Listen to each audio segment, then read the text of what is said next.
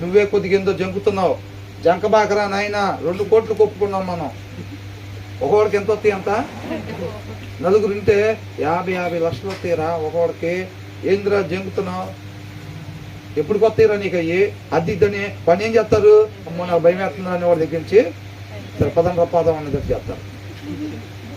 ఏం చేస్తారు? సరే పదం అనేటట్టుగా. అవునా? ఈడు మోటివేట్ అయిపోయిన నిదానంగా ఫస్ట్ ఈడే వెళ్ళిపోతాడు. ఇంకా అట్లాగ అయిపోయి వాళ్ళు కూడా ఇవన్నీ ఎవరు లక్షణాలు చూపుతున్నారు? మనలో ఏమైనా ఉన్నాయేమో చూడండి, చెక్ చేసుకోండి అని అంటున్నాడు దేవుడు.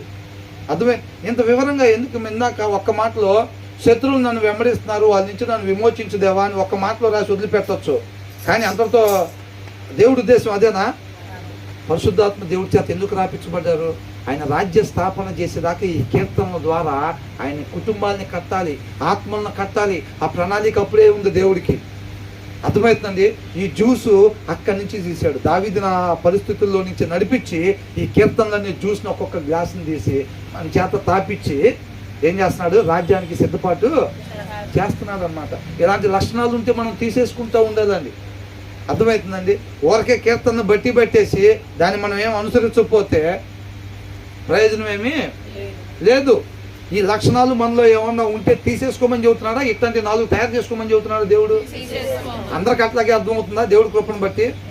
అంతే. అట్లయితే మంచిదే, దేవుడికి మహిమ కలుగును. తర్వాత ఏమంటున్నాడు? They encourage each other in evil plans, they talk about hiding their snares అంట. అంటే ఎవడన్నా తీసుకొచ్చి ఇప్పుడు ఎర్ర దారంతో వలలు తయారు చేసి పక్షులకు పెట్టారు అనుకోండి, ఏమైంది?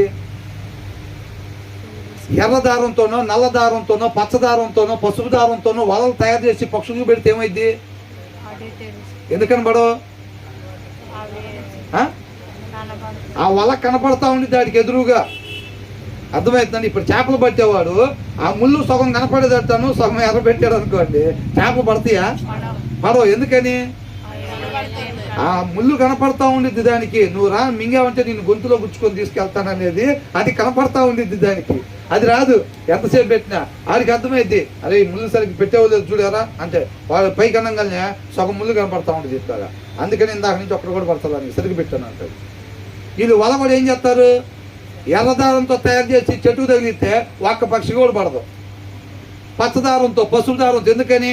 ఆ ఎగురుకుంటూ వస్తుంటే శుభ్రంగా నెట్ కనపడతా ఉండిద్ది దానికి. అవునండి? అందుకని టంగుస్ ఏ దారంతో ఉంటుంది? టంగుస్ తెలుసా?